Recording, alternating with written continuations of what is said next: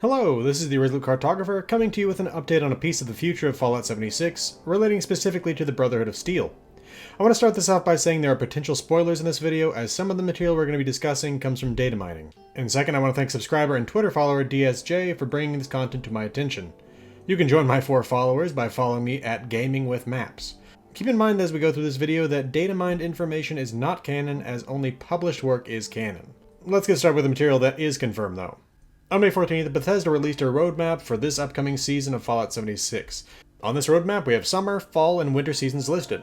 Summer has, as most of you have witnessed, the Legendary Run, this board game style page of challenges to gain prizes for playing the game.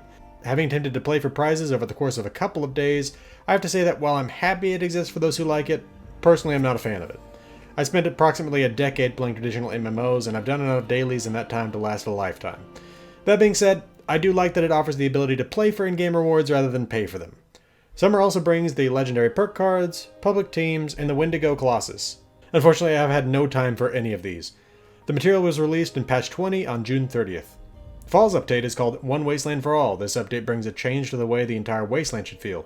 Effectively means that players of all levels should be able to explore the wasteland together and work together thanks to dynamic level interactions. When a level 10 and a level 100 engage a squad of super mutants, both can be helpful in that fight, as each of those players will be facing a level appropriate enemy that's the same enemy.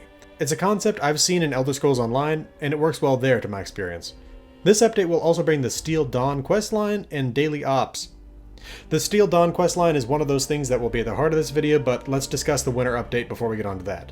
The winter update is called Fractured Steel. The roadmap says that the Brotherhood returns to Appalachia in search of new technology, as an extension of the Steel Dawn quest. The roadmap says that it'll bring new NPCs, quests, and companions to Appalachia. Other features mentioned include perk card loadouts, instanced camp shelters, and expeditions. My reaction in order is, thank you Lord, awesome, and I can't wait. Perk loadouts have been one of the most requested features since the game launched. The constant changing from combat cards to utility cards has been a ridiculous necessity. Instant shelters sound great as a way to get out of the weather and to get away from the less friendly wildlife. And lastly, those expeditions sound cool, and I hope we get to take a look at places like the Capital Wasteland or the Pit as they exist in this time. On to the most recent Inside the Vault though, as Bethesda has alerted us to the fact that the Brotherhood is on its way back to Appalachia. Those of you who don't remember the story of the Appalachian Brotherhood of Steel, I'll give you a quick summary. The Appalachian Brotherhood of Steel was founded by the United States Army Ranger Lieutenant Elizabeth Taggarty and her squad of Rangers who were in Appalachia in the days leading up to the Great War. Lieutenant Taggarty made radio contact with Captain Roger Maxson in the days following the bombs and maintained contact for many years after the fact. Taggarty's Thunder, as the Rangers were known, hunkered down through the nuclear winter of 2077 to 2078 in the survivalist outpost known as Camp Venture. They would be instructed by Captain Maxson on a new view of the world, remaking themselves as the Brotherhood of Steel, an organization modeled on the European knights of old. Like the holy warriors that safeguarded the literary heritage of the Roman Empire, the Brotherhood would gather the knowledge of humanity before it was lost to time, and keep it safe for when it was needed again. The Appalachian Brotherhood, although separated from the main body headquartered in the Lost Hills, would adhere to the rules created by Maxson, restyled from Captain to Elder, as Lieutenant Taggarty became Paladin Taggarty. The Brotherhood partnered with the Responders to defeat the super mutant threat in Huntersville, and helped to guard trade routes across the Savage Divide. When the Scorchbeast threat emerged in the 2080s, Paladin Taggarty's forces were facing an endless stream of monsters. The Brotherhood pulled back across the board and moved into the former Allegheny Asylum. They ringed the fields of fissure sites that the monsters emerged from with anti-air missile turrets. As the fight continued and resources dwindled, Paladin Taggarty suggested using nuclear weapons against the Scorchbeasts, a suggestion that engendered outrage from Elder Maxson, who decried the use of nuclear weapons ever again. It wasn't long after this that the two Brotherhoods lost contact thanks to the failing satellite network. The Appalachian Brotherhood of Steel attempted one final mission against the Scorchbeast, Operation Touchdown. This effort ended in failure. Taggarty was dead, and the Scorchbeasts were soon darkening the sky again. The Brotherhood fell by August 2095, and the rest of Appalachia wasn't far behind. The residents of Vault 76 went on to end the apocalyptic threat posed by the Scorchbeast in 2102, using the same nukes that Elder Maxson forbade the Appalachian Brotherhood from using. Now it seems that the Western Brotherhood is attempting to restore the Brotherhood's presence in the area. To quote from the most recent Inside the Vault, the Brotherhood have set their sights on Appalachia, who hasn't these days, and a man named Russell Dorsey believes they're en route to the Atlas Observatory. Starting August 4th, you can join a community-wide effort to construct a prospective base for the Brotherhood, and help unlock new events and cosmetic rewards for everyone. Effectively, we're being tasked with gathering a massive stockpile of resources for the Brotherhood when they arrive. The first stage, Project Alpha, runs from Tuesday, August 4th through August 18th, and Project Bravo runs from August 27th through September 10th. In Part 1, we're going to be providing the Brotherhood with a staggering 125 million steel scrap, 150 million concrete scrap, 200 million cork scrap, and 150 million plastic scrap.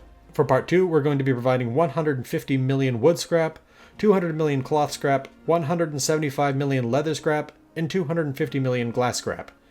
Many online have been wondering what the hell the Brotherhood needs so much cork for, but anyway, each of these objects has a reward attached to their completion. Taking a look at the site, it's clear that it's changed from its original state. I've covered the Atlas Observatory in a previous surveil video, and I'll link that at the end of this so you can see what it was like when the game launched. The basic thing you need to know, though, is that the Atlas Observatory is a weather machine, capable of producing whiteout blizzard conditions in the middle of August, so it makes damn good sense that the Brotherhood would be interested in the site. I'm going to consider the next part of this video to effectively be a surveil video of the site in its in-between state before the Brotherhood arrives. Alright, let's check this place out. I got my Brotherhood fatigues on just for the occasion. So here's the good old sign, Atlas Observatory, Atmospheric and Astronomic Facility, under permit from Monongahela National Forest, which is a real national forest. Let's just head up the road here. I mean, at this point, I think those sandbags weren't there before, but I honestly couldn't tell you if that was the case or not. That's Seneca Rock over there, or Seneca Rocks, I should say. Got some old cars here, old truck, and here we are with the APC, and this minibus here, which seems to have been moved into place to kind of block the road a little bit. This actually, I don't remember if this was open in the back or not, but we've got a couple of bottles of alcohol here. I think that there's going to be some sort of turret here at some point. I'm not sure exactly what kind. But then we have this little gatehouse sort of a tent here, and there's a note. Back in a bit. To anybody who comes by, I had to leave for a bit to find spare parts for the bots. If you're interested in what we're doing here, this place is going to be amazing when we're done. I hope you'll help us. I've sealed up the place, so if you're looking to bust in and have a look around, sorry to disappoint. And please don't touch any of my stuff while I'm gone. I can't exactly stop you, but you don't exactly have to be a jerk either. Russell Dorsey. Okay. Yeah, and he's got another one of these broken construction protectrons here. It looks like they're building a VTOL pad here for the vertibirds. You can even see the unused little plates there, and the supports going in. There's a staircase down there that's always been there. So is the that little communications dish there, and the semi-visible tower there. That's been there. But yeah, these robots are definitely new. If you came here before, it was not construction protectrons that were here. They were hostile protectrons and Mr. Gutsies and sentry bots and things like that. Taking a look over here, there used to be turrets on the side of this building as well. You can see here that he did indeed block up the entrance. Let's go over here, head down the stairs, and there's a crafting area here now with a stash, a weapons crafting bench, a power armor station, and an armor bench right there. Along with that, he has blocked up this entrance. The turret here is gone. And unfortunately, the only thing I don't like about this so far, they removed the tractor trailer that was here that had a minigun that would constantly spawn it every single time. Coming around here, that limo's been here, so is that Jeep. We can go around the back of the building real quick before we head back over to the main part, and we'll just get this area out of the way. We'll just run around the back here. Got a great view of the Savage Divide up here. There's a whole railway that goes up that way and everything. Communications antenna right there. A communications dish. Those things are here before. Coming up here, they've blocked up the back entrance as well, or he has, I suppose. We only know of one person so far. This thing right here, I gotta think at some point we're gonna put something in here, but I don't know what it is. Maybe that's how... Maybe the Brotherhood who arrives will have us reestablish connection with the West Coast. Okay, coming around this side, we'll head up these stairs past this little barricade that he's built here. We can come up these stairs to another little platform here. Coming around here, there's another one of these platforms just like that other platform there, so I think there's maybe going to be an anti-air turret here or something like that. Okay, so we'll head up these stairs now. And right here we've got a medical tent. Okay, so we got some beds and a gurney and surgical lights and surgical trays. We can head up these stairs to come around this side. Again, great views from up here. Got an old communications dish there. Can walk all the way around here. Up these steps to where I guess he maybe sits, drinks his coffee, and reads a book while looking down at Monongah and Monongah Power Plant down there. You can even then come around the sides on these, and here's stairs back down to the other side. Or you can do crazy stuff, and this is really only if you have the marsupial genetic mutation. Let me see if I can find the proper one. Okay, so what you do is you jump up on this platform where he's got his book, and you aim for that one, get on top of it, get on top of this, and you just keep climbing. And there we are. Probably one of the best views in the game. Alright, let's get back to the rest of the video though.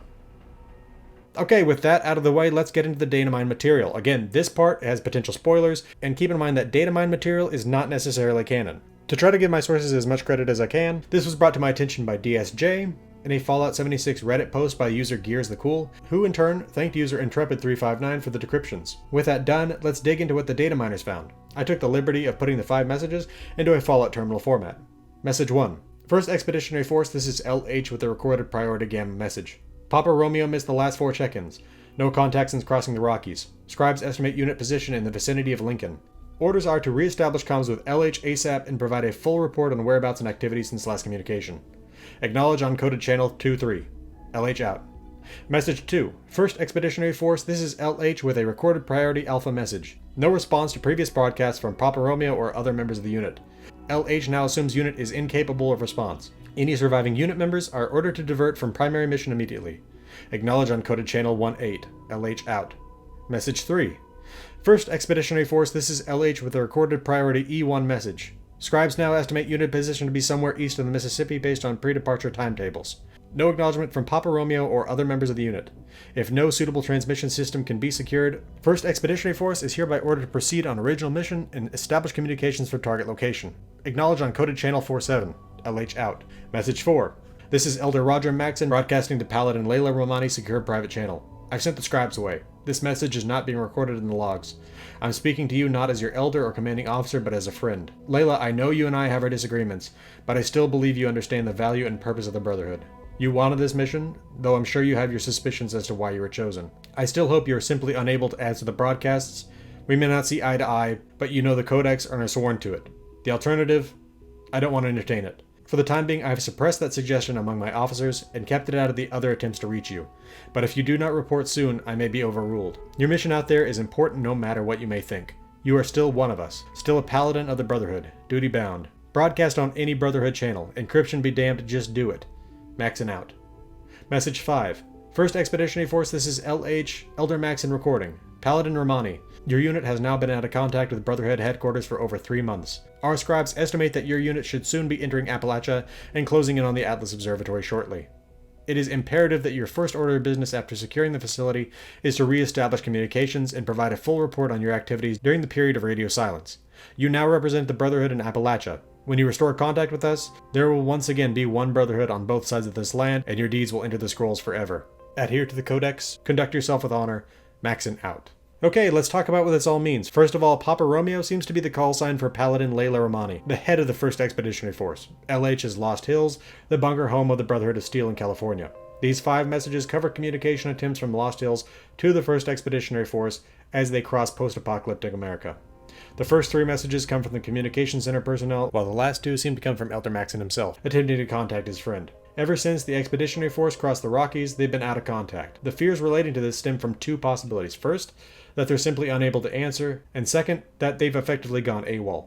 Elder Maxon says that he's trying to quash talk of the second possibility, but he seems worried about it as well. With that discussed, let's examine their journey. We know that they crossed the Rockies before they dropped out of communications, and that they traveled for 3 months without making contact after that. We know that the original plan was to go through Lincoln, by which I'm assuming they mean Lincoln, Nebraska. They would then cross the Mississippi and continue on to the Atlas Observatory. To determine the start and end points, I used Bakersfield, California and Seneca Rocks, West Virginia. I know, Bakersfield is the site of the necropolis in the Fallout universe and not the Lost Hills bunker, but the Fallout wiki claims that the bunker is somewhere at the southeast end of California's Central Valley, which is where Bakersfield is. Seneca Rocks is real and in view of the Atlas Observatory, so it seemed like a good fit. I used Google Maps to create this image, showing a cross-country road trip. There's historical precedent for a transcontinental trip on bad roads in the 1919 Motor Transport Corps convoy. The military convoy across the United States on existing roads at the time took 56 days, traveling approximately 12 hours per day at an average speed of 5 miles per hour due to the poor road and bridge condition. They are said to have broken and repaired dozens of bridges, and that roads from Illinois to Nevada were unpaved. Future President Dwight D. Eisenhower was part of this convoy, and to my understanding, the experience informed his drive to build the interstate highway system. Roads across the country were better at the time he was president, but even so, he wanted better roads in part for national defense purposes. As I stated previously, it took 56 days to cross the country in 1919 by vehicle, and that was from Washington, D.C. to San Francisco, so a 3-month trip tells me that the Brotherhood is moving far slower than that. It seems to me that they're walking that distance, so I created this map, showing a walking trip cross-country, passing through Lincoln. That seems to fit that timetable. I do think that they went through Lincoln, Nebraska as was originally laid out, as even if PALADIN RAHMANI's group is going AWOL, they likely trust the scribes to have found the safest way across the country. That brings us to 2 questions. First, how are they going to make contact? Is there some communications relay they're constructing across the country, or is there a new satellite or something? And second, is the expeditionary force going AWOL? I don't know the answer to either, but I think with Winter's update being called Fractured Steel, I don't think everything's hunky-dory between these 2 branches of the Brotherhood. Anyway though, that's all I gotta say on this matter at the time, other than to remember that the new content of the Observatory launches Tuesday, August 4th, 2020, aka tomorrow. This has been the Irresolute Cartographer. Thanks for watching. I'll see you again next time.